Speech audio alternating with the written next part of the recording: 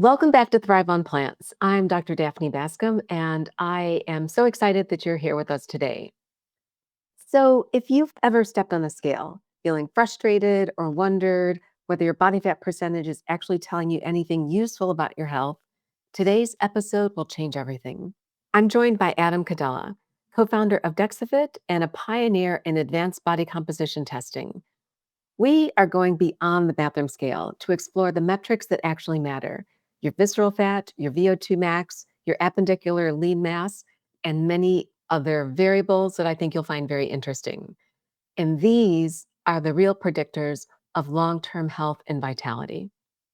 So, whether you're navigating menopause, perimenopause, optimizing your training, losing weight, wanting to do body recomposition, or simply trying to understand what's really happening inside your body, this conversation will transform how you think about tracking progress and measuring health. Let's dig in. Adam, welcome to the Thrive on Plants podcast. I am so excited to finally have you spend time talking about a topic that is just near and dear to my heart. Well, thank you for having me. Excited to discuss everything that you shared and see where this goes. Well, I always like to start by framing the why and why understanding body composition, the numbers beyond the scale is important. And before you share more about what DEXA scan is, I'd love to hear if there are any key insights or observations that you've been able to make just from looking at the data that you've collected from all your sites to help characterize the health or the lack of health of those who are getting DEXA scans in the US and abroad. Of course, no. So the first one will probably not be a surprise to anybody listening. It's just the how misleading and inadequate BMI is. Again, Mhm. a lot of common sense will tell you that, but it's been reinforced by our data set and what we've seen, just with respect to how many people come up that on the surface they either look normal, but in reality are carrying some hidden dangers, which could be in the form of visceral fats or low bone density. And then on the flip side, people that actually may be classified overweight. Uh, I'm actually one of those for years. But in reality, when you actually look at their DEXA scan, they are in phenomenal shape. And we've actually had some users in the past have taken that and shared it, for instance, with their life insurance carrier, who reduced their premium because, again, using something like BMI and other indicators, they pointed out, hey, check out all these other metrics here and in the literature behind it that support it. That, listen, I'm in much better health than what you think I am. Mhm. So that is one, and then two, it goes back to body fat percentage. This is probably the big one. It's just for years, anybody who goes to the gym or just pays attention to aesthetics and how you look, they want to know, what's your body fat percentage. And if there's one thing that DexFit has taught me is just how misleading it can be. And two case studies jump out years ago when just happened to be the same day. Two gentlemen came in an hour apart maybe, and on the surface, both of them were, total body fat percent about 9-10%, which is very good, especially on a DEXA scanner. And one of them you'd probably want to listen to. This guy, I remember, he was very sharp. You could tell he was really plugged into to health, wellness, taking care of himself, and it showed. His to introduce some concepts that we'll probably talk more about here later on in the podcast. His visceral fat was 0. His android gynoid ratio was about 0.6, which is about as good as I've seen. His bone density was excellent from the total body BMD score. Just, you could tell he was very athletic. Everything across the board was top percentile that you want to be.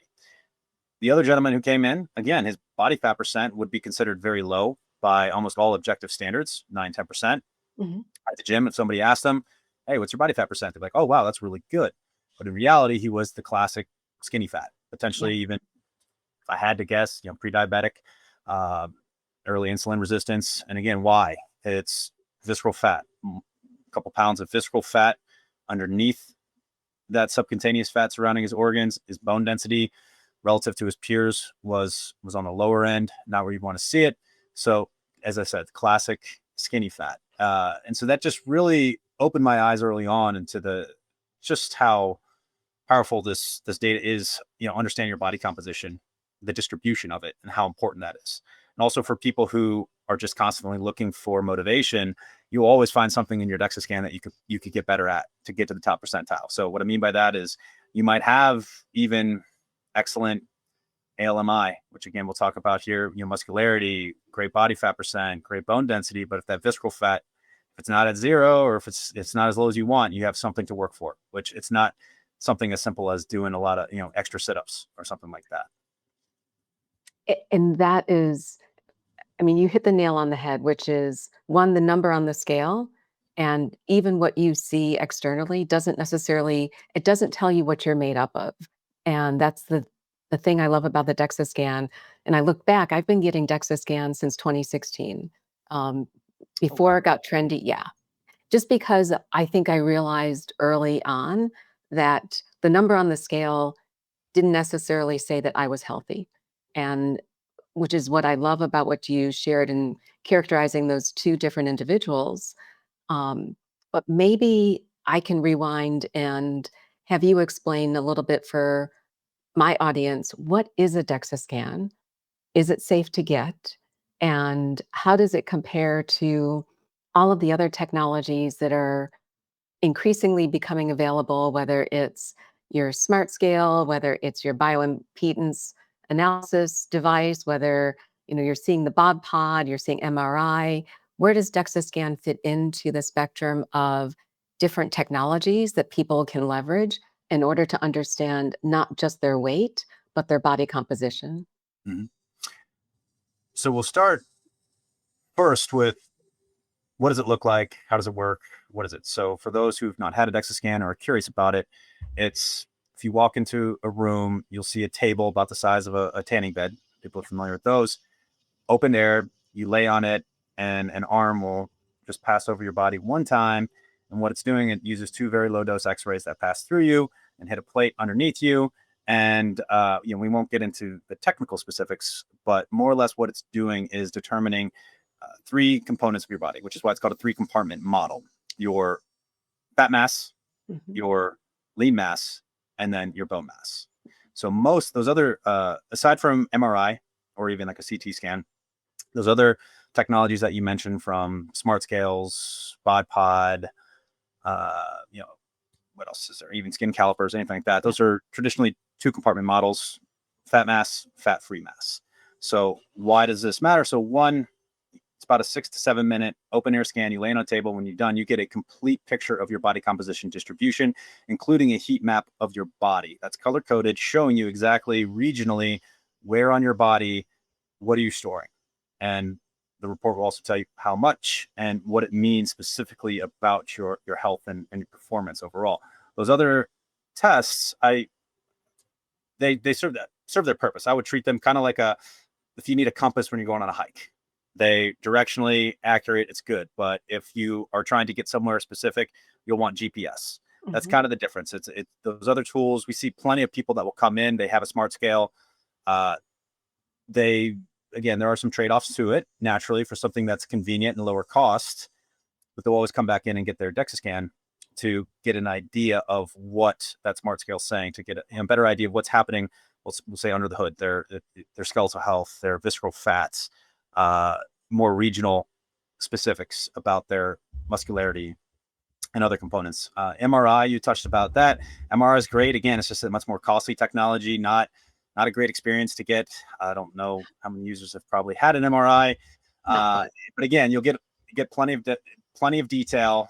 DEXA, I've always found, it kind of strikes. It's a nice sweet spot. I mean, it's clinical grade. It's been used for decades in research, medicine, performance with elite athletes.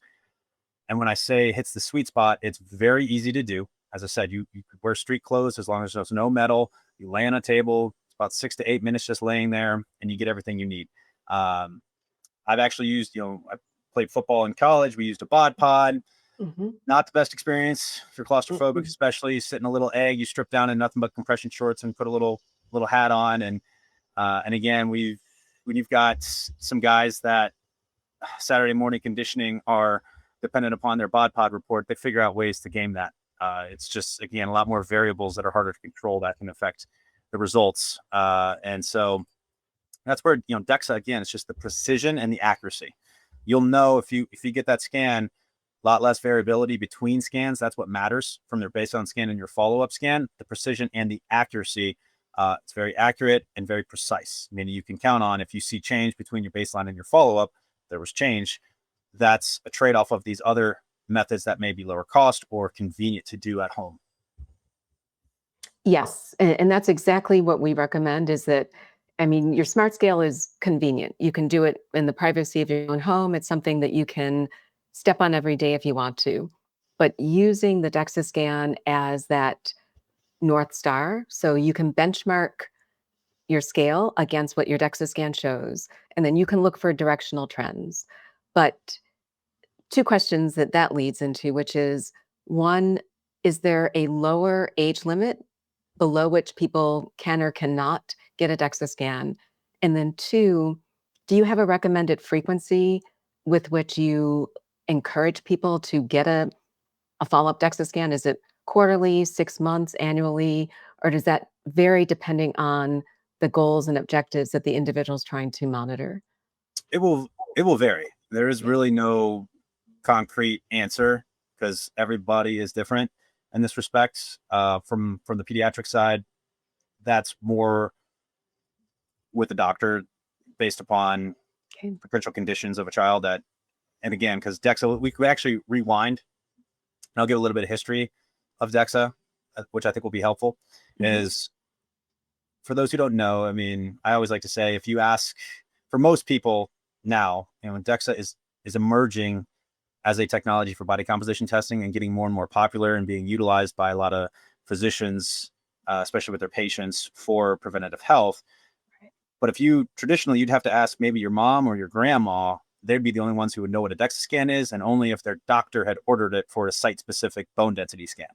The technology has been around for decades, since around mid 80s, mid to late 80s. Hologic was the first one who commercialized it, and it became the standard of care for diagnosing osteoporosis, osteopenia.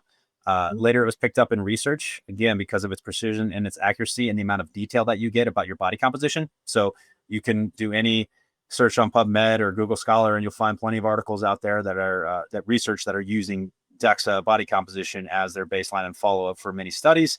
And then just like with a lot of things in technology with respect to performance, look at the elite athletes, look at Mhm. professional athletes, look and see what they're doing. DEXA has been used for a long time among NFL, a couple NFL organizations, Olympic athletes. I think just to pretty much almost every NFL team and most NBA, I think NHL teams are utilizing DEXA throughout the year with their athletes, both for performance but also rehab, coming back from injury. And again, it comes back to the amount of detail that you're getting, the information that you're getting. So, saying all that, there are multiple reasons why you may need or want a DEXA scan. There's the traditional use case where your doctor, or maybe you have a family history of bone density issues, osteoporosis, osteopenia. So you'll want to go in and you can start with a total body composition DEXA scan that will provide you very valuable insights about your bone density. It's not something that you would use to diagnose. Your doctor wouldn't use that for diagnosing osteoporosis or osteopenia. That's where you'd want a site specific scan where you typically measure your lumbar spine, uh, your hip, maybe in some cases your wrist. Those are the ones that they're already reimbursed. Those are used by physicians to diagnose somebody and monitor treatment if you come back with bone density issues. On the performance side or the weight loss side, we're really seeing an uptick in interest, especially with GLPs getting very Mhm. popular. Uh, Fortunately, a lot of doctors recognize they don't want to just blindly prescribe, especially based on something like BMI.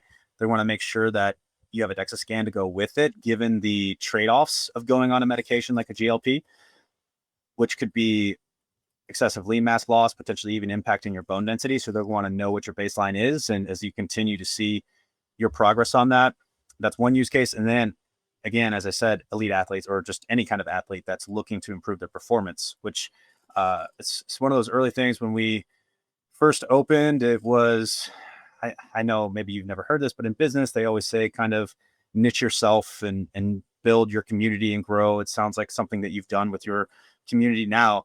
In reality, that was almost very difficult for us to do when we first opened up. almost 14 years ago, and that we saw everybody. I remember one morning you'd see an elite power builder, bodybuilder about to go to competition, had an NFL linebacker come in, and then on the other end of the spectrum, you'd have somebody calling you saying, "Hey, I weigh 380.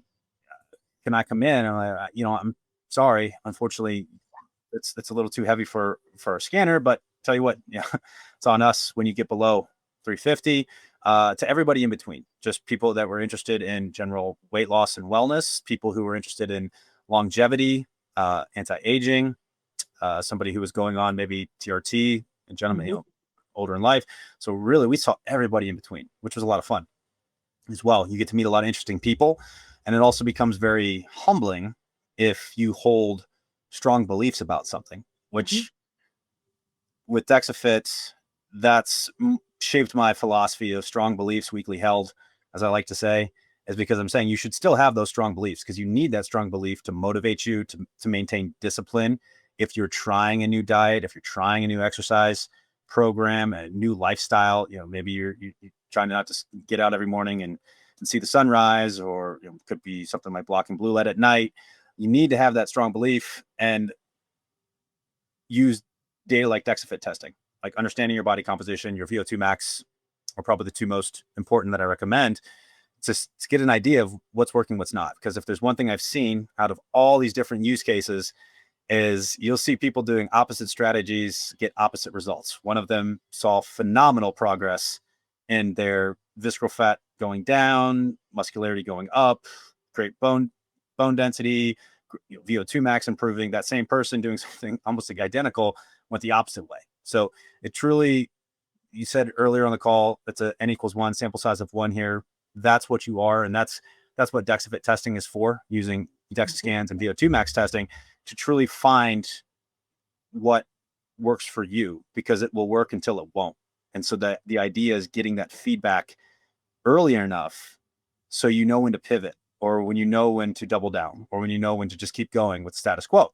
So to your point about how often should you get testing, it's going to come down to different circumstances. If you're going on a GLP, in short, I'll say 3 to 4 months, 3 to 6 months Mhm. is a safe bet. It's enough time for whatever you're doing to physiologically adapt, for your body to start to change. Not too long for to pivot in case you're going the wrong direction, because that's something I have seen. And I like to tell a story of a couple that came in, an older couple that was very motivated and excited to start this new program that they were going on. It's called Body by Science. Very, very old for those who I have been remember in the that. game time. Exactly. And they said they'd be back. They came back 1 year later to the day. They lost lean mass and increased fat, and were like, and that they just left like, we'll be back sooner next time. Yeah. So, and then on the flip side, there's no reason whatsoever to go in, honestly, before that 3 to 4 months, 5 months time frame. In my opinion, it's really, you got to give your body time to adapt. You can confuse signal for noise in reality, if that makes sense. It's kind of like Mhm. when I was a kid, the first time I think I opened up an E-Trade account when I was maybe 18, bought a stock, and you're just watching that every second. It's going up, and like, oh no, it's going down. Oh no, and it's same thing. Like, you need to be careful about being consumed by measuring as well, which is why I'm very biased, but it's why I fell in love with our testing specifically, body composition, DEXA body composition, as well as VO2 max testing. They've You're looking at two technologies that have been considered the gold standard in research and medicine for decades. More importantly, in order to move the needle in what they're measuring, so what I mean by that is, in order to improve your VO2 max, in order to reduce your visceral fat and improve your muscle mass, improve your bone health, it's you can't really cheat a VO2 max test. Mhm. Can't you? You could say you could cheat a DEXA scan by taking, maybe take testosterone or take a GLP, and that will rapidly have an effect, but that's going to have it at a cost. So maybe you did lose a bunch of fat, but you also lost some lean mass while doing that intervention. Same thing, with the VO2. It's going to take time to see what that effect was, versus something like a lab test. Now, there's a purpose for lab tests. I take lab tests. I find a lot of value in them, but I'll never make critical foundational decisions on my lifestyle, whether it's a medication, whether it's how I'm eating, etc., purely off of a lab marker that has a lot of potential confounding variables there. And more importantly, definitely not a lab marker that if I just take something, I could be in the normal or optimal range within a day or a couple days. Right. That to me is not a foundational metric to rely upon to make a decision about your health, wellness, fitness, etc. But again, as I said, a DEXA scan, a VO2 max test, those two, one, I'm sure we'll talk more about VO2 max, Yeah. top predictor of all-cause mortality. Honestly, I just think everybody should have one. It's going to tell you exactly how you stack up for living a long life of quality and independence. And then second to that would be a DEXA body composition scan. Just Mhm. give it, and it's not even your body fat percent, as we talked about. It's your visceral fat correlated to all sorts of cardiometabolic conditions and some cancers, your bone density, with osteoporosis, especially affecting, I think, 1 in 2 women over 65, and younger women starting to realize its impact. And then, as I said, muscle quality. How when you're older, if you want to live independently and be active and play with your grandchildren, you're going to need some strength, because that's what muscle is a proxy for your strength. Strength would still Mhm. be ideal, but as well as your VO2 max. I mean, that's your physiological reserve, your resilience. How much can you do? How many stairs can you climb? Can you go shop on your own and not get winded? Things like that. So I think understanding those two, a DEXA and a VO2 early on, is very valuable, and continuing to track that to catch stuff earlier in terms of potential interventions. And so, back to the original question, it will, if you're an athlete, for instance, or if you're training, you might go back a little bit more often than somebody who's just interested in general preventative health and wellness, or weight, or general preventative health and wellness, or longevity, once, twice a year, Mhm. more than enough. Again, if you're on if you're taking something, like maybe you go on TRT, maybe you go on GLP, or maybe you're recovering from an injury or whatever, you might leverage testing a little bit more often. But again, no need to ever do it within weeks or even a month, or honestly even 2 months. And that makes sense because what I hear you saying is you are getting actionable information. And that's the key is that one, you need information that is reliable and predictable, but two, that it's actionable. Because I don't like to have people just get data to get data. It really is information by which you can then make intentional decisions in order to, whether you're talking about your health span, whether you're talking about your longevity, whether you're optimizing your weight, these are the value propositions for utilizing this testing in a way that allows you to make informed decisions, which you can't get from a scale, which you can't get from any of the other modalities that we've discussed. Exactly. That doesn't mean you don't use those modalities. Yeah, Again, it's just recognize them for what they are: a tool, good for directional tracking. And trending. again, and if there's one thing I know you've asked previously, like, what have I seen in all the years doing this, is it's very easy for some people to really get into this hardcore, and you're chasing the next supplement stack to take, or the next wearable. And it could be, we all have 24 hours in a day, and just, you got to be careful about getting hyper obsessed about this, Mhm. and instead reduce the scope, stick to your schedule. It's like, we already know what moves the needle more often than not in terms of improving your VO2 max or cardiorespiratory fitness, as well as improving your body composition. It's get your baseline, implement it, and come back, track, reevaluate. And that's the beauty of DexaFit locations that we have around the country, or around the, actually, the world, I should say, is we have tremendous resources available to you. If whether or not you're working with somebody or you're not working with somebody, every DexaFit owner, staff, they're on the front lines. They've got their finger on the pulse of what a lot of people are doing. They're seeing what people are doing and getting positive results. Some that may not be getting the results.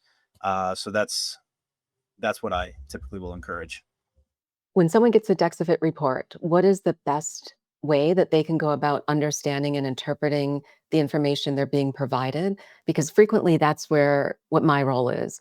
After someone gets the report, I sit down with them and I go through, here's what your lean mass is, here's what your fat mass is, here's what your visceral fat is, here's what your bone mineral content is, here's what your bone density is. And I know it's a lot for you to summarize in a brief, you know, couple of minutes, but if you could give the highlights as to what people obtain when they get a DexaFit report, and then succinctly try and help people understand, how do I interpret this information and understand, am I in a healthy range? Am I not in a healthy range? And how do I take action on the information in order to improve my health? Of course. So we'll go ahead and just we can do a simulation. We'll pretend that you're going into a DexaFit center. So there Sure. is a difference between going to a DexaFit and then maybe going to a facility or an imaging center that offers a DEXA scan. There is a difference between a DexaFit scan and a DEXA Yeah. scan. They both use the same underlying technology. It's the difference of knowing how. I think you said you're into tech. It's knowing how to use your computer with the command line and typing in commands to it versus using iOS, an operating Mhm. system. What we've done at DexaFit is built an operating system because historically and very early on when we opened the first DexaFit location was a terrible user experience and interface from the manufacturer report that you get. Again, if you love numbers, if you love tables, you might like it, especially if you have prerequisite knowledge about what everything means. But for most people, They it's don't. just Yeah.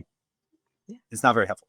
Yeah. The good news is we aim to solve that problem, which is what we did with when we built out our platform. We built out our custom reporting. So when you walk in to your DexaFit to get your DexaFit scan, you'll lay on your table. Again, it's about 6-8 minutes long.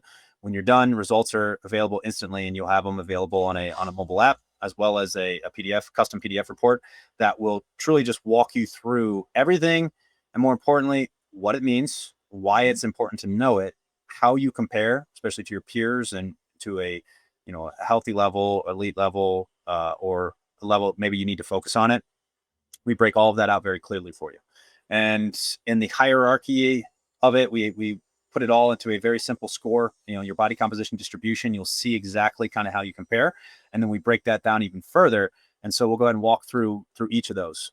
One, you'll get your body fat percent. There is still value in that. I don't want to necessarily discount it completely, but that's I'm less concerned about that. Mhm. And next, we'll look at your lean mass. We'll start there. Um, we'll get a breakdown of what's called your appendicular lean mass index. That a lot of people are very interested in that, as well as your fat-free mass index.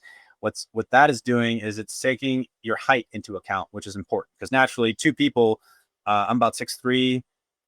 If I have 200 pounds of lean mass, somebody who's 5 feet tall has 200 pounds of lean mass. That's a big difference. Uh, Huge. so the ALMI will take that into account. More importantly, it's going to show you what percentile you're in. We like to say your goal is about get north of 75th percentile of your ALMI, FFMI.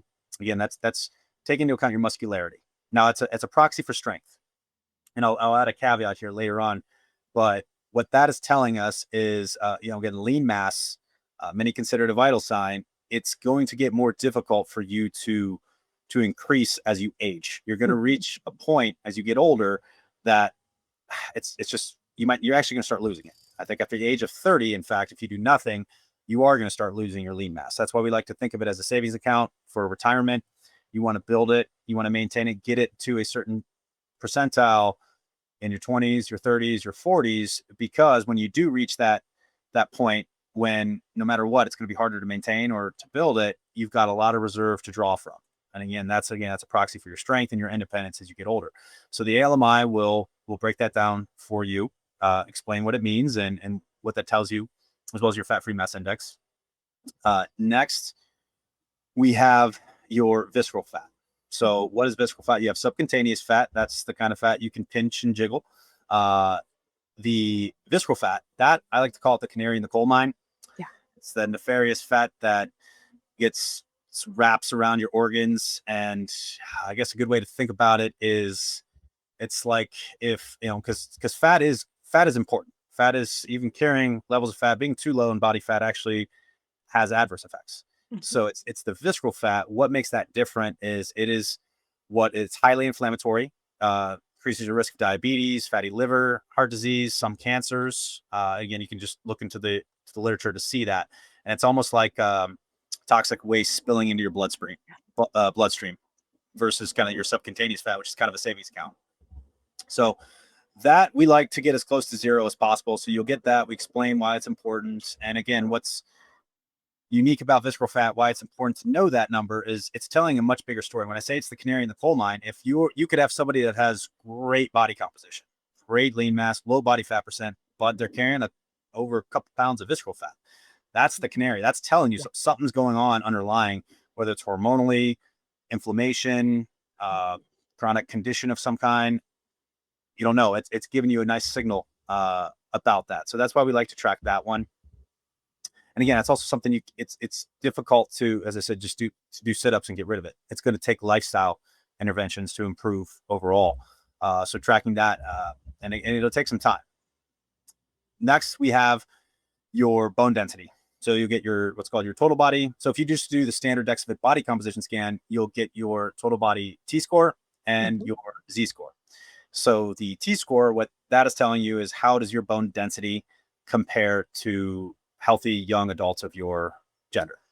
The Z-score is how do you compare to your peers. So typically we're looking, you want to be around 0 or above 0 is ideal. That means you're at if you think of a bell curve, you're at the population mean. If you're over that, you're standard deviation or more over that. And again, that is something to clarify to your listeners. The total body composition T-score that you'll get from a DexaFit body composition report is still valuable for understanding your potential risk for osteoporosis, osteosarcopenia, osteopenia.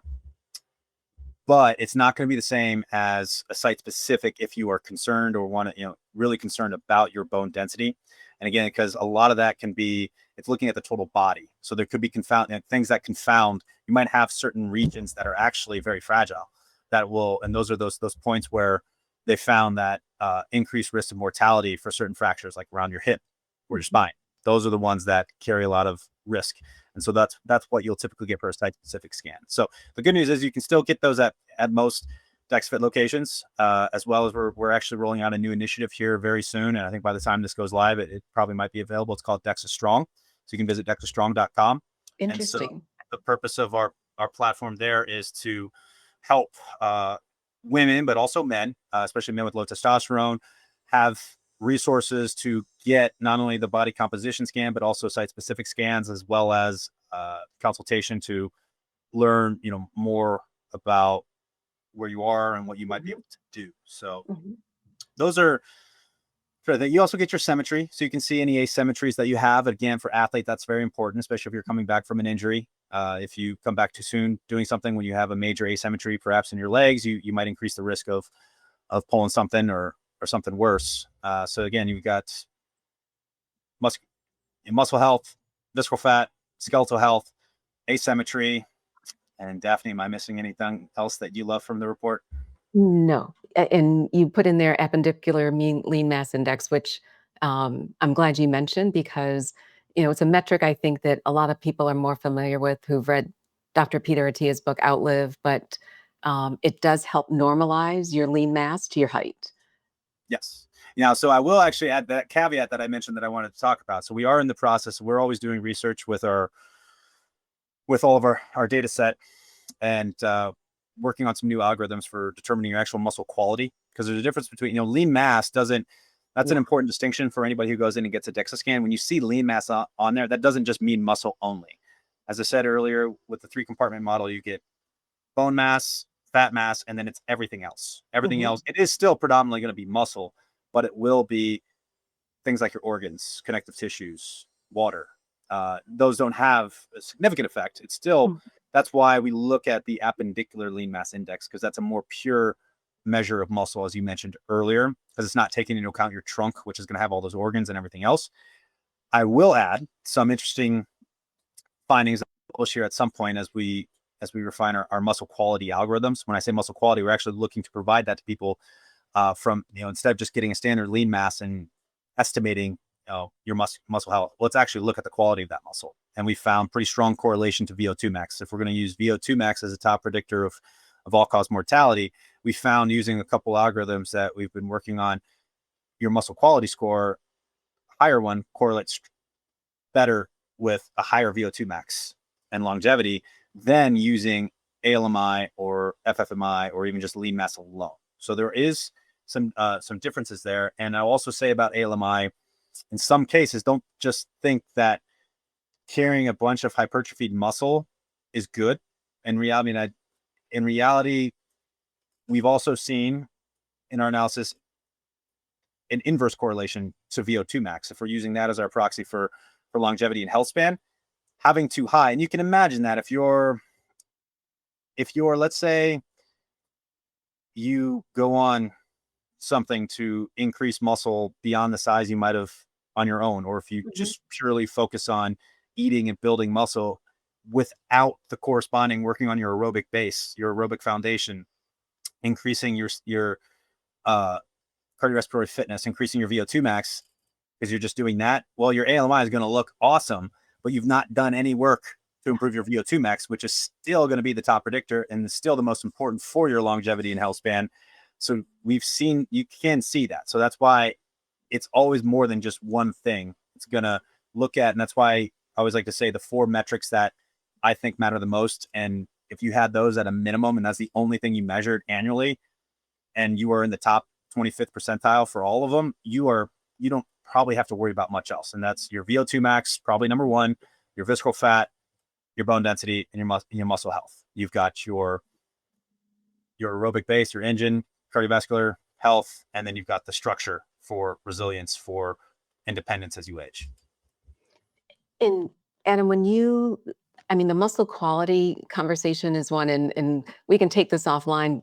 Are you actually looking at fatty infiltration of the muscle, or when you say quality, how are you quantifying that? I'm assuming mathematically in some way.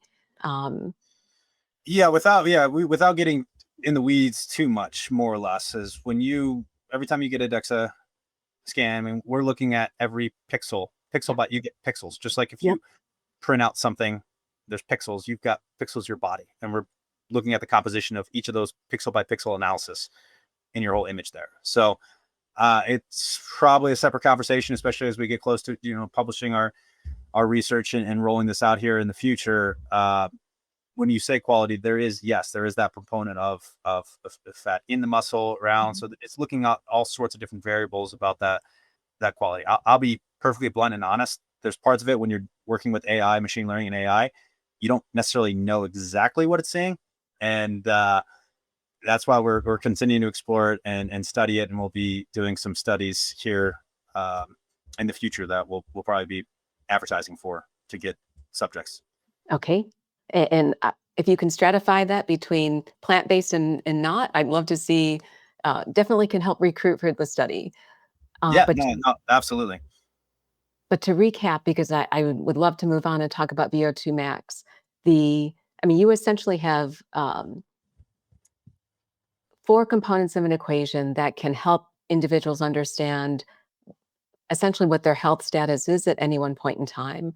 But what's unique and different, and I would encourage people to get a DEXA scan early, is that if you're waiting for a diagnostic DEXA, 9 times out of 10, insurance won't cover that till you're 65, unless you have some mitigating reason to get it earlier. But if we know that you build the foundation for your bone quality, and I'm saying not just bone strength, but bone quality in your 20s up to 30. And we also know that there's an opportunity to understand where we are from a musculoskeletal perspective early on. Why not get a baseline in your 30s?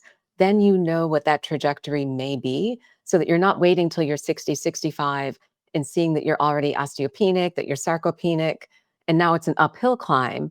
Whereas if you at least understand in your, let's say your 30s, or even for women going into perimenopause, get a baseline then, because that's when you can optimize, and that's when you are most able to make impactful changes to move the meter in a way that reduces osteosarcopenia, that will help you lower your visceral fat, And it can, you now have three variables in that equation that you can manipulate, in addition to VO2 max, which is definitely one that people want to focus on. Yeah, I agree. I like to say it's like jumping out of the airplane and checking your parachute after the jump. Yeah. That's how unfortunately that's how the United States Preventative Services Task Force functions with respect to its recommendation of a bone density scan. It's 65. You're correct, unless you have risk factors, might be around 50 or even earlier. And so I Right. think to the WHO's credit, I think it's 40. But even then, I mean, you reach peak bone mass development from like 8 to 20, which, as a side note to any of your listeners that are parents, I mean, that's why it's so important in that window for your children to get them involved doing things that are going to send that stress signal to your body to build strong bones. If you don't give it a reason to, it won't. And that 8 to 20, that's that age, that window where you really need to focus on doing things, whether it's sports activities that are Mhm. going to tell the body, hey, we better build some strong bones because we're going to need them, or we need them for this reason. And then that's around like 20 to 30 is when you hit peak. And then from there, you might maintain it until about 40. Uh, and then you start losing it, especially with menopause for women. I think after menopause, it's 3 to 7% per year. And yeah, it's such they're such simple tests to do, and getting that early is only going to be important, so you have that baseline early, and it'd also be fun to have that too.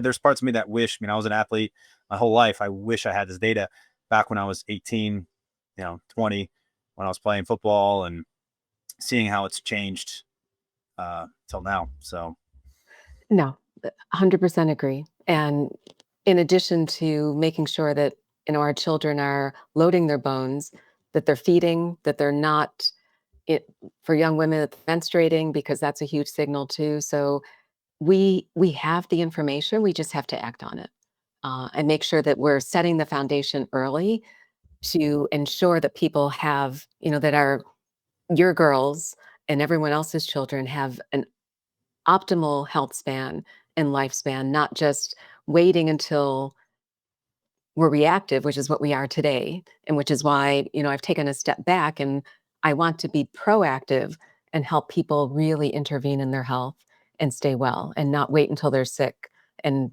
get these tests and then see, now I have to do something about it. absolutely, I'm optimistic. I think it has changed. I actually think it has changed. It's just one of those things. It's lagging. There are so many resources now available from when my old teammate and I opened our first DexaFit location in Chicago back in 2011. It is amazing how much has Mhm. changed and what is available now to just take ownership in your health and to learn. And just, I call it kind of a golden age of intervention. And when I say golden age of intervention, I mean just the number of tools that are available for you to experiment with to see if they work for you. But more importantly, just the knowledge that's available. You can get PhD level education from podcasts from the top minds in their specialty, or interviewing the top person in their specialty, which is something that wasn't available 10, 15 years ago. And so I'm optimistic that it has changed to a degree, and it's the momentum's at least in our favor for doing that.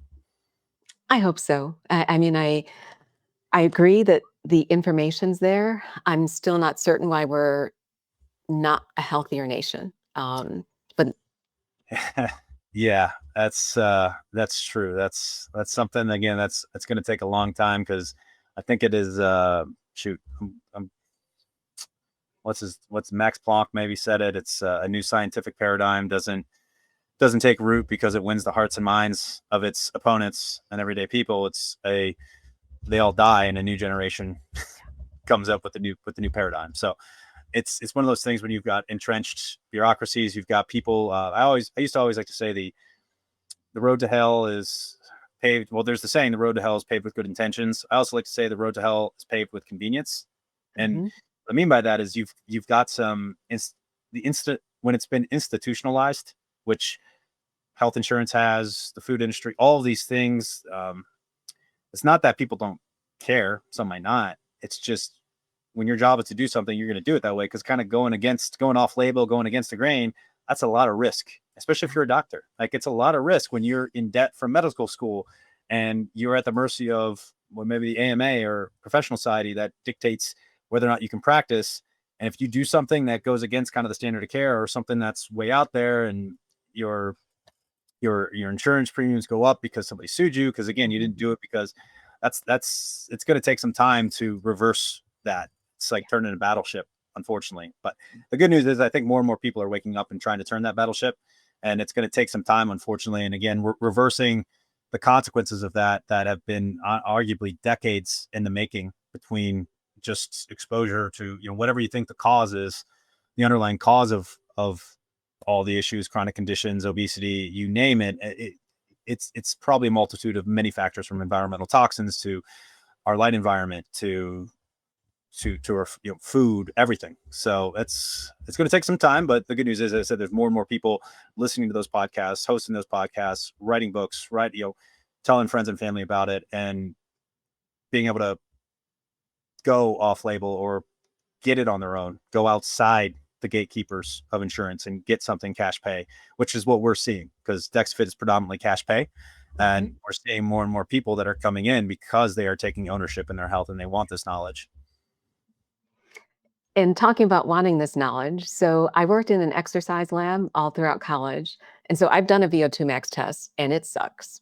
Um, can you explain to everyone listening and watching what a VO2 max test is, how it's performed at a DexaFit location, and then why they should spend the money to actually have that tested in addition to getting a body composition assessment? Absolutely. So I'm a big believer in reframing things. So it's a test that it's 10 to 12 minutes that's gonna give you arguably the top predictor of your mortality risk and likelihood of a long life of quality, which you've heard me Love say that. already. The means of getting that, again, it's only 10 to 12 minutes. So how does it work? You go in, you put on a mask, and it's measuring oxygen intake versus CO2 exhale. You can do it on a predominantly tradition. More often than not, it's on a treadmill. You can do it on a cycle ergometer as well.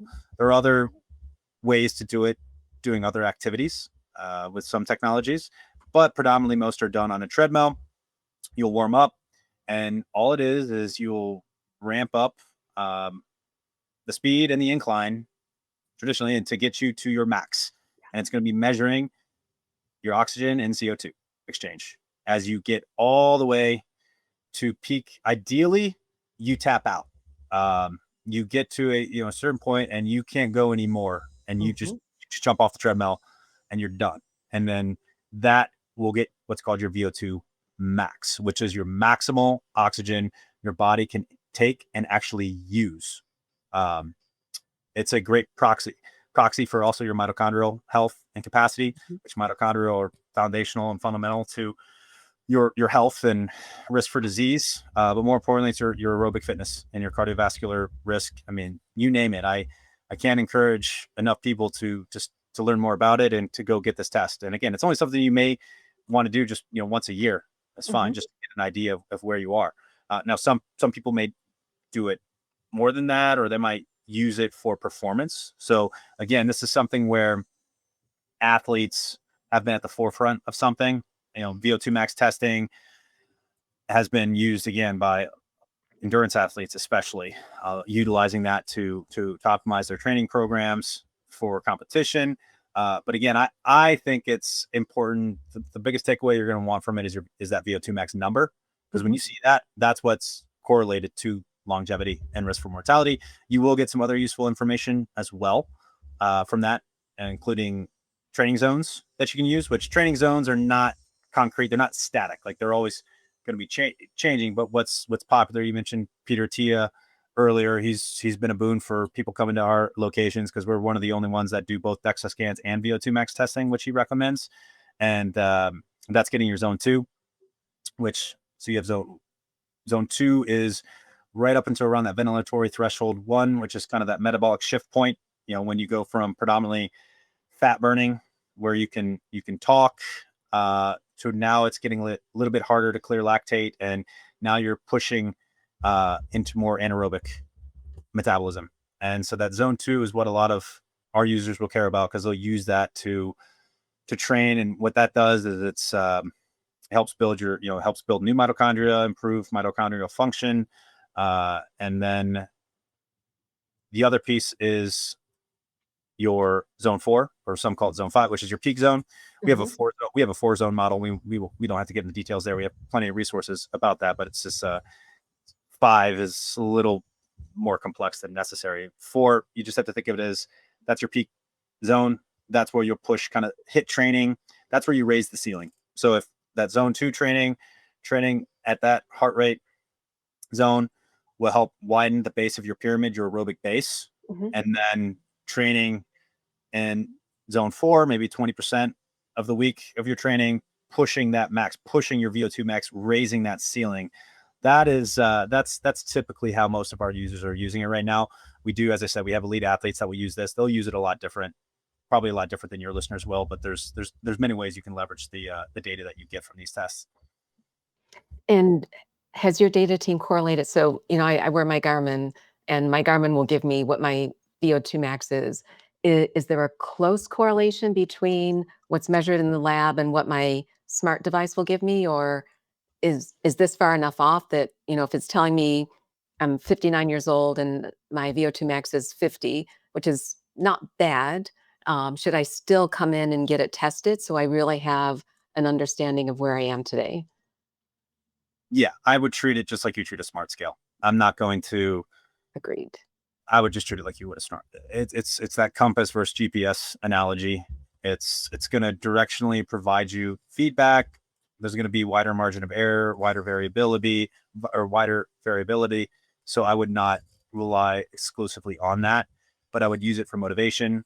I would use it for inspiration. Just to change your habit.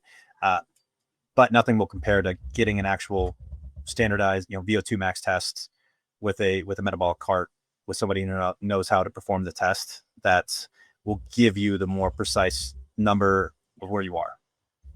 No, I agree 100%. So there are a couple other things that, knowing your background in terms of finance and analytics, are you actually looking at a way to look at these 4 variables and using them as a predictive tool? So um, how can I use my data from my DEXA scans to proactively understand what I need to be doing rather than using it as a reactive mode? In short, that is one of the main reasons. My colleague, he's he's got that's how we initially met and resonated with each other. He's got decades of experience with machine learning and AI. Mhm. He's also a unique combination. So what I mean by that is, as I said, I'm a former technology trader, work with developers, machine learning, all of that.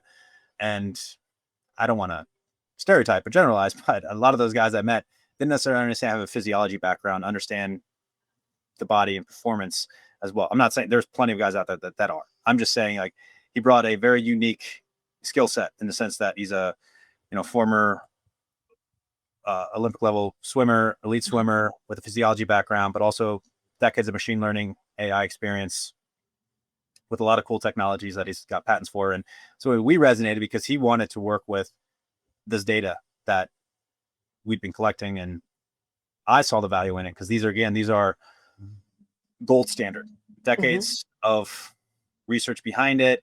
And early on, to tie this into my trading background, was, as a trader, we needed very reliable pricing data to trade on. If you had what was called a stale price, and you executed a trade on a stale price that was no longer what you thought it was, you could lose a lot of money. And Mhm. then at night, starting DexaFit just as a passion project on the side, you'd see people coming in telling you what they're using, and you're like, wow, this is kind of like using stale pricing data. To their credit, they were coming in and actually getting a DEXA scan, getting a VO2 max test. To me, that was a foundational, gold standard quality test.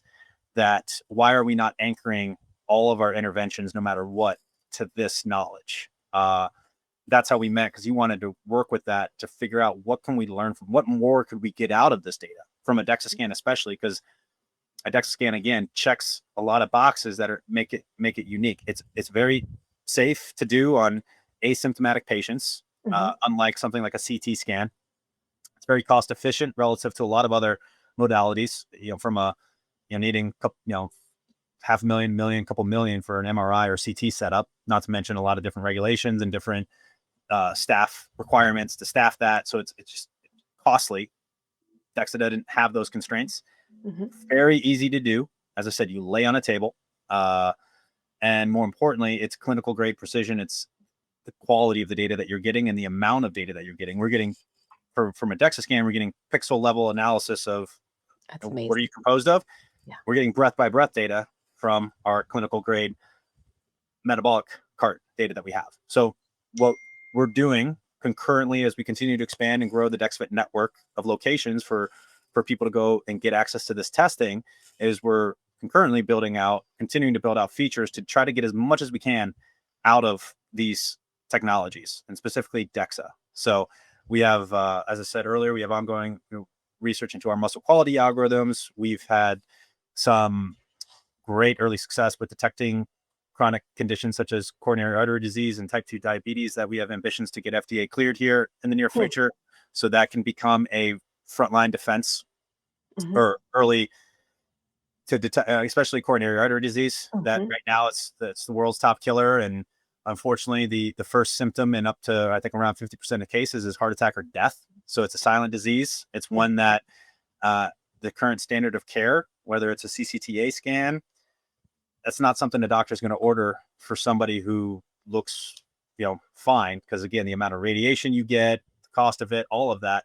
So that's the one thing that we're hoping to do is open up this wide infrastructure of DEXA scans worldwide to kind of become a frontline early screening for chronic conditions such as coronary artery disease and other cardiometabolic issues that, Hmm.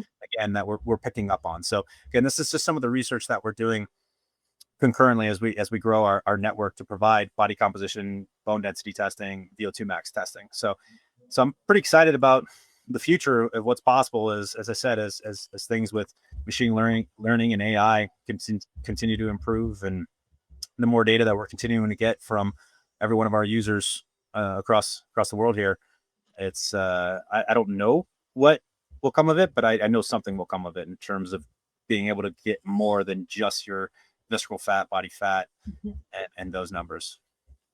And is this the work you're doing with DEXA AI, or is that DexaFit a DX, yeah, DexaFit DX is kind of our arm that we're pouring into, trying to, as I said, try to get more out of these scans that we can. So okay. that's kind of like our research arm, and building out our AI platform there to get more from that scan.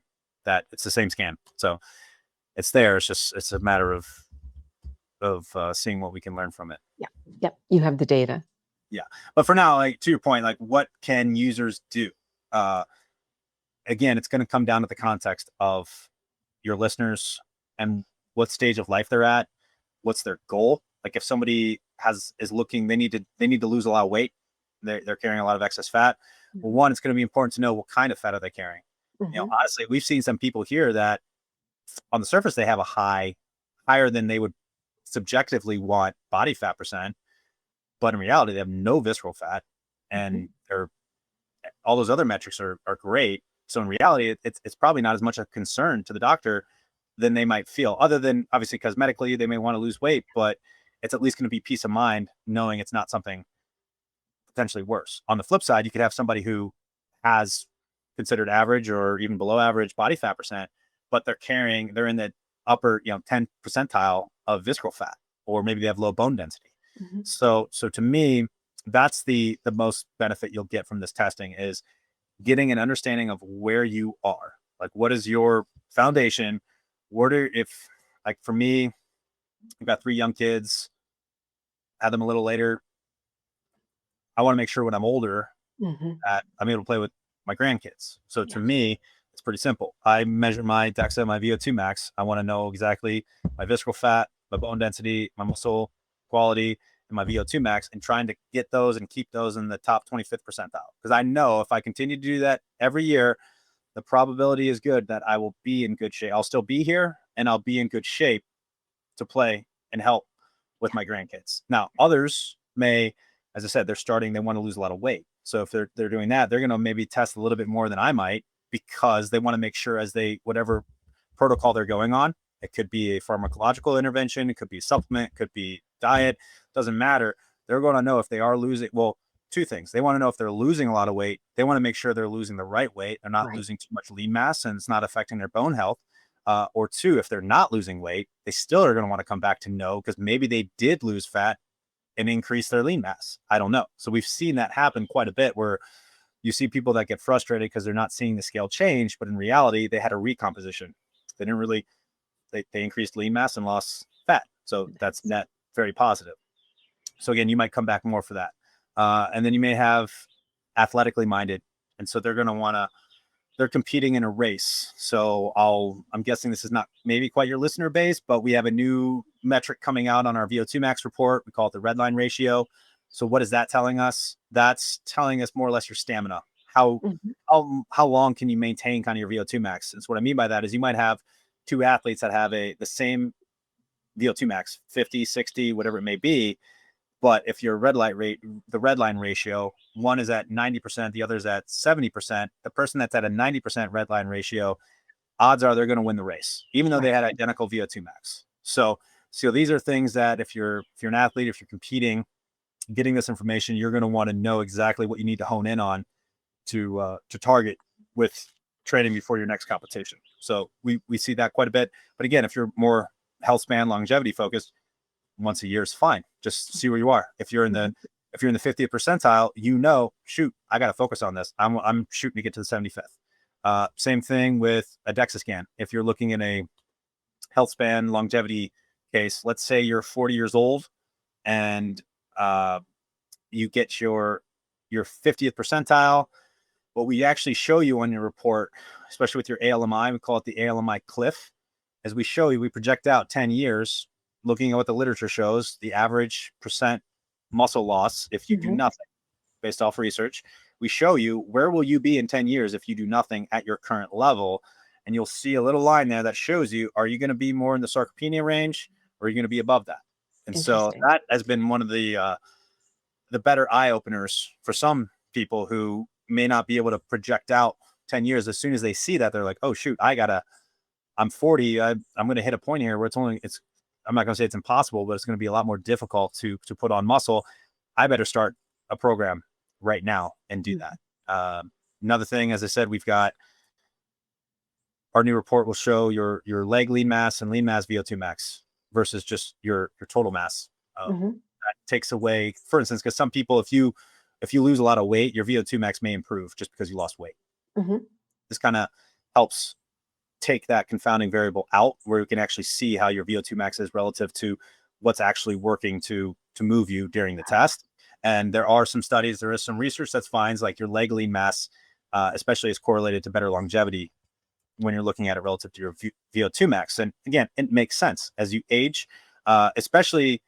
I think women especially, they found that it's very important, and it comes down to independence. As you get older, if you're losing a lot of strength in your legs, well, there's a reason why you're probably losing strength in your legs. It's what's causing that. You're probably not doing enough to give your body a reason to do it. More importantly, that's going to increase your fragility, your risk for fracture in those hot spots that are correlated with mortality. I love what you're doing with the data, because those predictive analytics are so important to help people seeing where they're going if they don't make an intervention. Um, Adam, I know we're close to the top of the hour. Do you have time for 2 more questions? Absolutely. Okay. So going back to actually 3, I lied. So DEXA Strong, and I'm interested to learn more about this. Will you also be looking at bone quality as part of helping people understand that, bone mass, bone mineral content is one element of how healthy your skeletal system is? If I go into a DEXA Strong site, will I also be able to get a REMS, or am I really looking at the information from my DEXA scan and then talking with a coach and understanding where am I today? What do I need to be doing in terms of weight bearing activity, nutrition? and all the other lifestyle factors that can help improve my bone health? So with respect to bone quality, at the moment and with our initial launch, we some locations I think may have what's called the TBS trabecular bone score Mhm, feature on their DEXA scanner. So that is mhm. one that will be of interest to any of your listeners that are interested in bone quality as a metric. The ultrasound, the REMS, I'm not entirely sure if some of them may or may not. Okay. For now, it's going to be the site specific, the one that honestly, in 70-80% of cases, that's going to tell you enough in my experience from what I've my understanding. The bone quality piece, where it could be a confounding issue, is if you have diabetes or certain underlying conditions or certain risk factors where yes, you might actually show up with your total BMD might look fine. That's where you might want to have a better understanding of your bone quality. Mhm. So that's it's in the early stages as we roll this out. Right now, what we're just trying to do is increase access to getting site specific scanning earlier, as I said, Okay. because right now most doctors are not going to order it for you until your 40s or in your 60s. And so this is a means of providing these resources. We may introduce them as we get further along and gauge traction.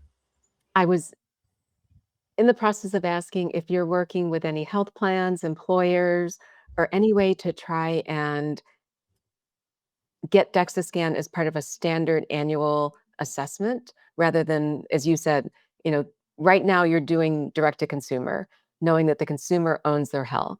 But how do we make this embedded into the practice of healthcare rather than leaving it to each individual to try and make this available to them at the individual level?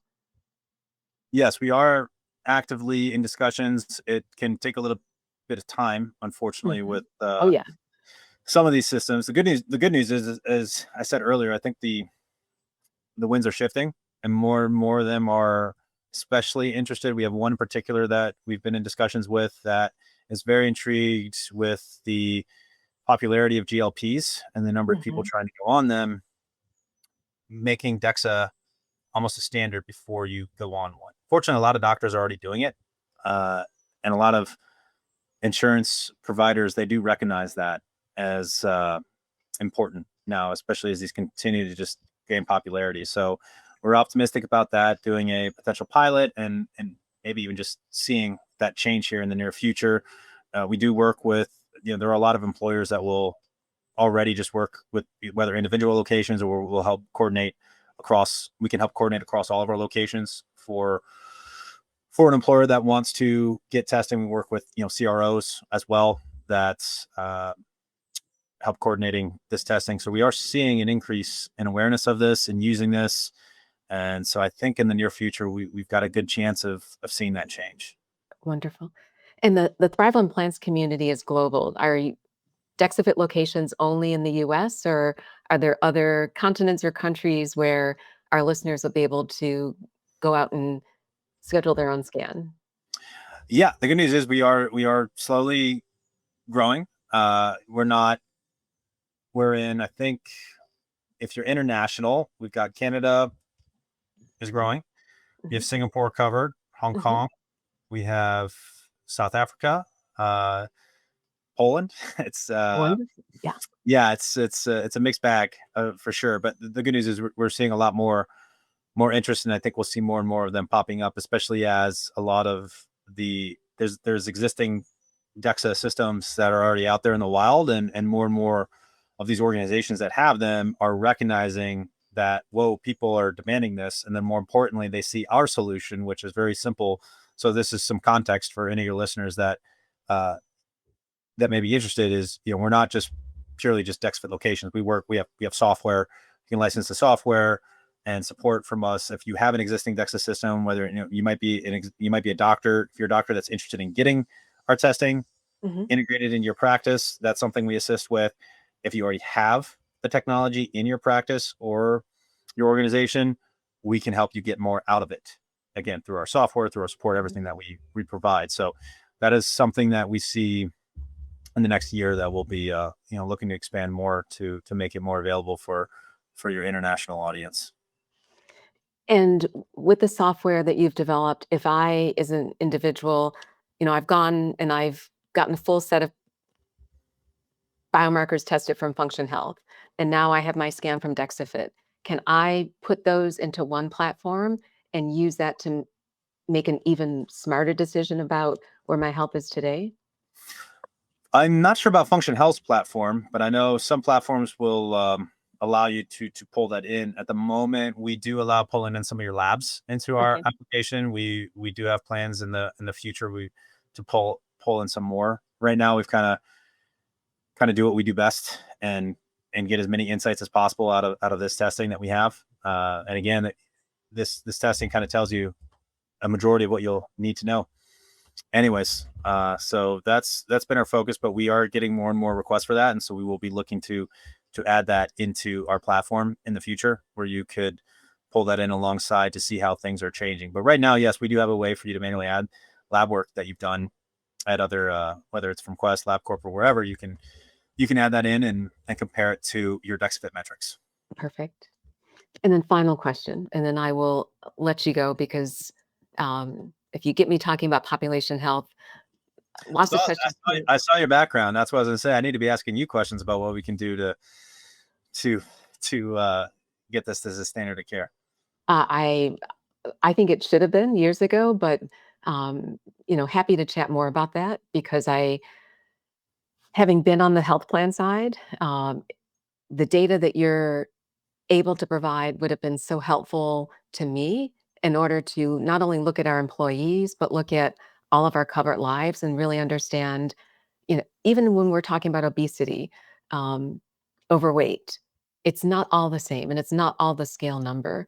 And being able to look at early predictors of coronary artery disease, being able to look at people's visceral fat, those were insights that we didn't have when we were trying to understand how healthy is our population. And then the whole other realm of equity and making sure that this is equitably available to those in communities who need it and would benefit from it substantially. That's another part of the population health conversation. Um, Yeah, you actually hit on two things right there that I probably should have brought up earlier. Is that's another one of those sweet spots where we have ambitions, especially with DEXA. When we looked into, especially with some of the AI work that we're doing, is a DEXA system is something that is actually possible for population level with mhm. respect to that equity standpoint in terms of the cost of it. It's relatively low cost. It's easy to do. It's accessible. It's not intimidating by any means. And so that's where we see an opportunity to continue to try to get as much as we can out of this simple scan because people, time and attention, it's premium, and you got to make sure it's easy to do. You can't be tough to do. And there's really nothing simpler than a DEXA scan. And then also, more importantly, motivational. It's really hard. Honestly, I know people love lab tests are they're great if you're hyper motivated and into this, but to most people, I would say the majority of people, unfortunately, if they go in there and you show them your lab markers and they just see a little circle with where they are within the reference range and they see a number and they're like, oh, okay.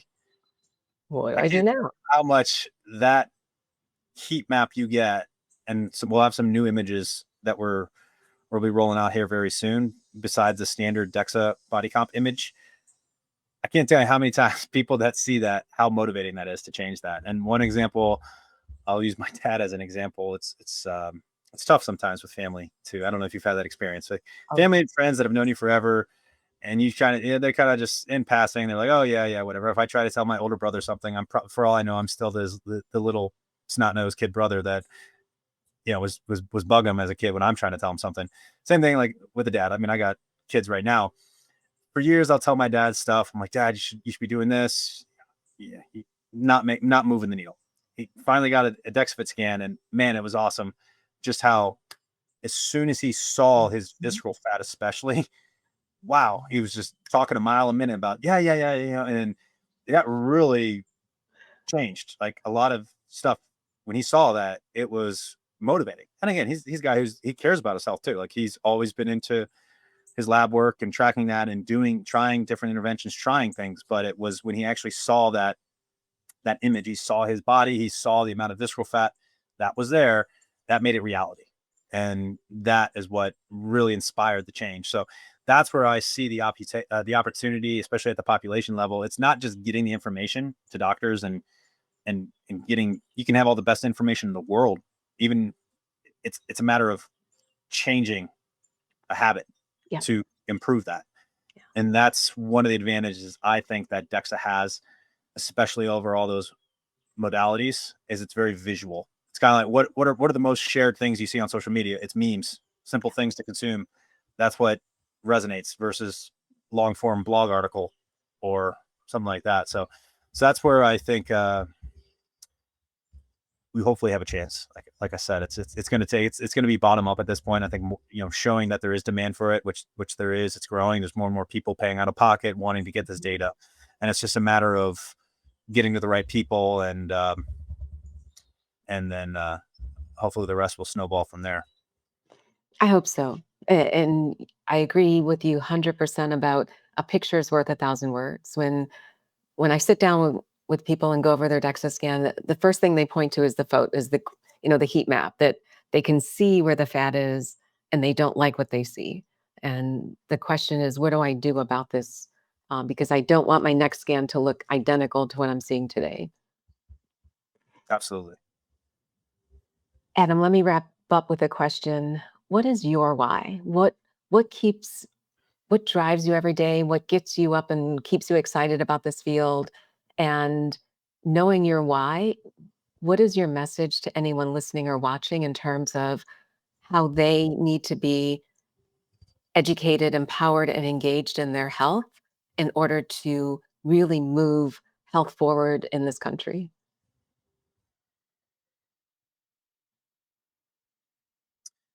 So say my why has evolved for sure. I've been doing this for a long time, and the initial why was it was fun and a passion project. It was a combination of two things.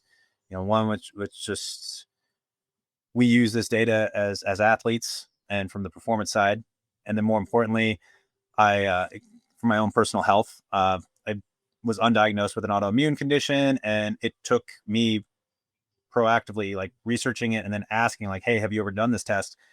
And finding out no, we hadn't done that test, even though for years I'd been given a Synthroid supplement for my thyroid, without even knowing if it was autoimmune related, which would have completely shifted from what I learned how I would have been treating it. Mhm. And from that point forward, I realized, yeah, the system, the status quo, you can't outsource something like this. And then from there, it was a simple journey of like, all right, well, how can I get this information so I can take ownership and I can learn and learn from like-minded people and find other doctors. And it was kind of hard. And again, this is back around 2010, 2011 or so. And it was very tricky to get your own lab testing. And definitely you couldn't get a DEXA scan. It was really hard to get a VO2 max test. I don't think you can really, maybe at a university Yeah. lab, like where you used to work.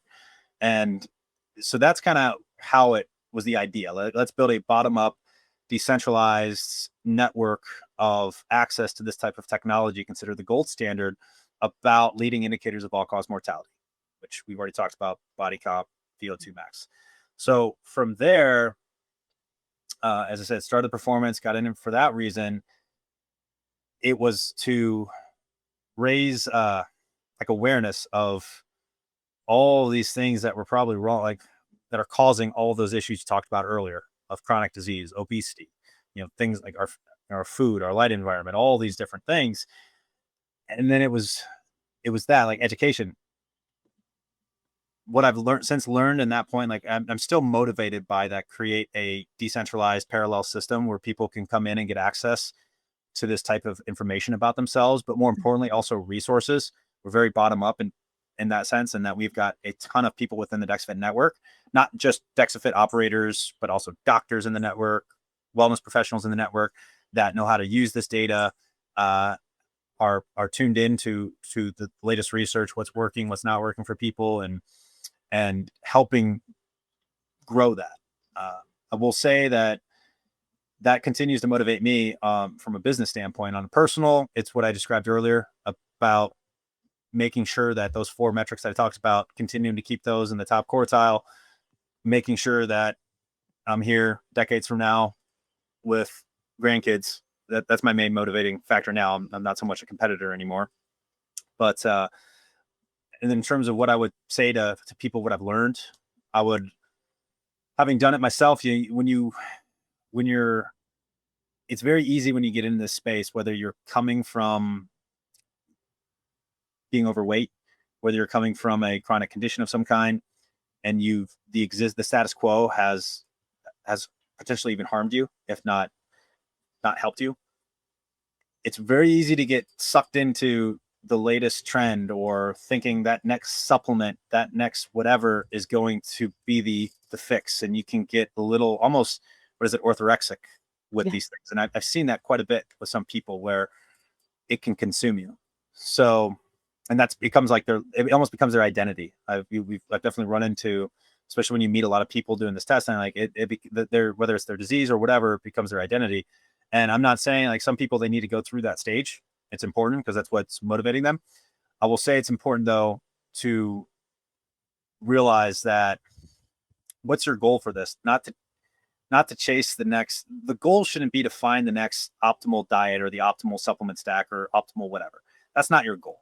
Your goal is to not even have to think about it. That's what I like to say nowadays. My goal is just complete sovereignty over, where you don't even think. Like, every decision you make is just an afterthought, and you're channeling all your energy, your resources into, whether it's your family, your business, building something, that it's not about trying to just stay up on the latest. What's the latest so and so influencer? What's Huberman saying? What's he doing? Oh, I got to try that now. And, like, just kind of add up the hours of your day, the amount of money that you're spending, whether it's on Amazon or some subscription or podcast you're listening to.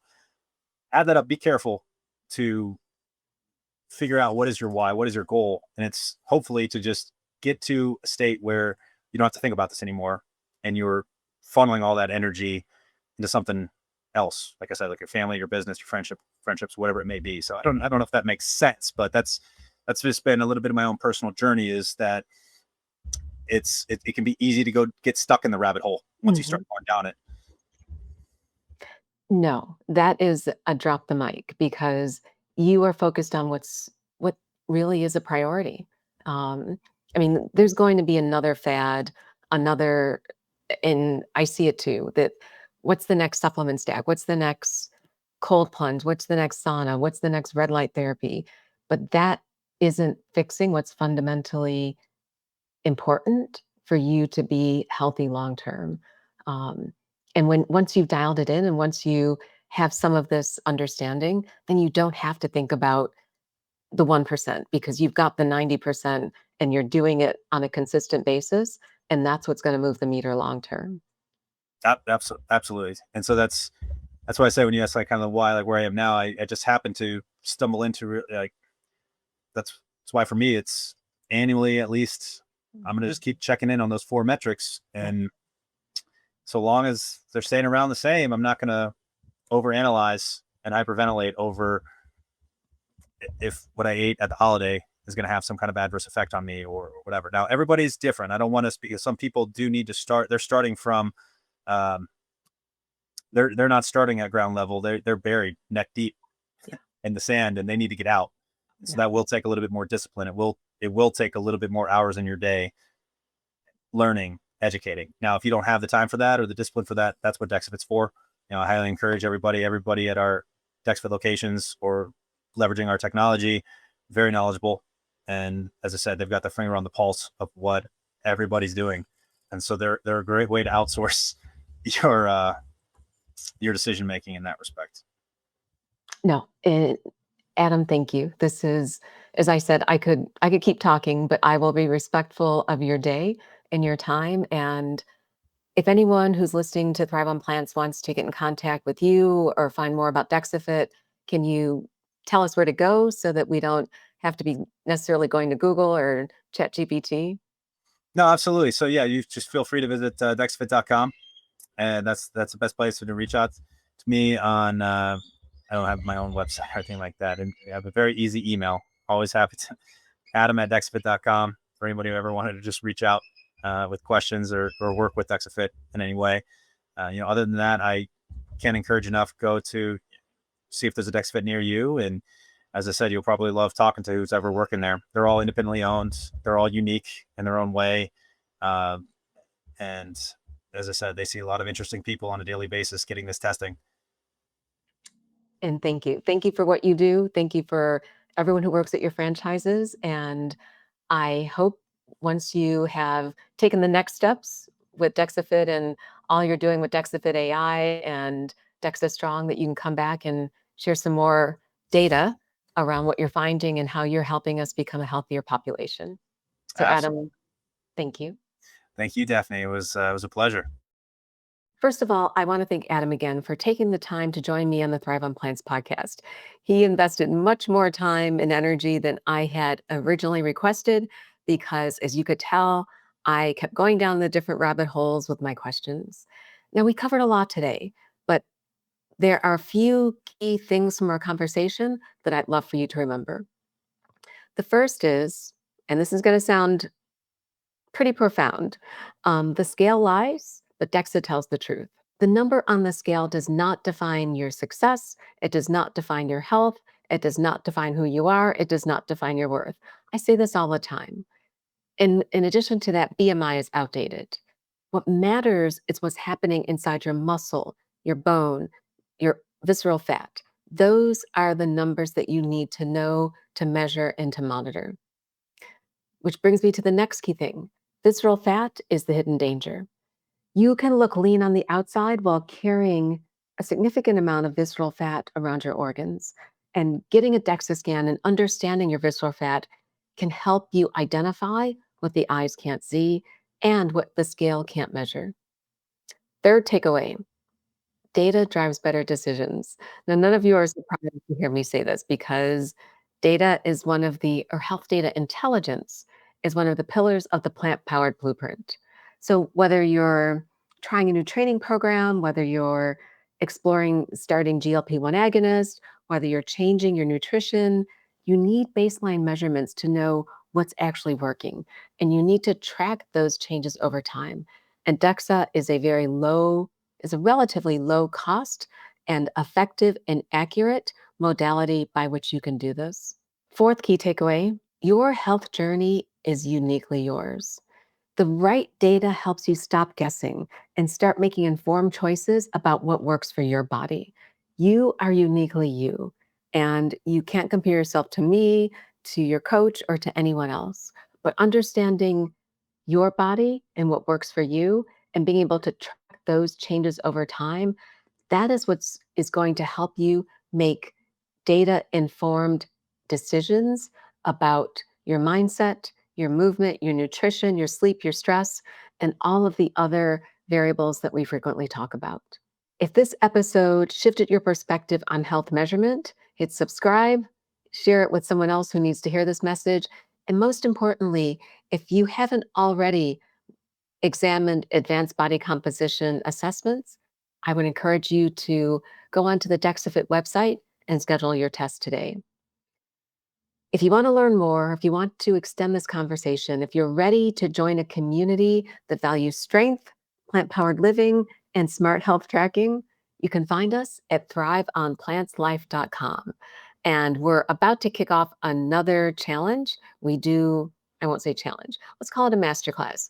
We have a new challenge or masterclass every month. And I know that if you enjoy the conversation today, you'll enjoy the conversations during our 5-day masterclass series. Again, thank you to Adam Kadela. Thank you to all of you for taking the time to join me. And until next time, keep thriving on plants and living with purpose. Be well. The information shared on the Thrive on Plants podcast is intended solely for educational and informational purposes. It is not medical advice, and it should never be used as a substitute for personalized guidance from a qualified healthcare professional. Always consult with your physician or healthcare provider before making any changes to your nutrition, exercise routine, supplement use, or your overall wellness plan. The opinions and advice shared by our guests are their own and do not necessarily reflect the views of the Vegan Gym or its team. While we aim to bring you high-quality, thoughtful conversations, these perspectives are not intended to replace professional medical care. Thanks for tuning in, and remember, You have the power to thrive on plants and live with purpose.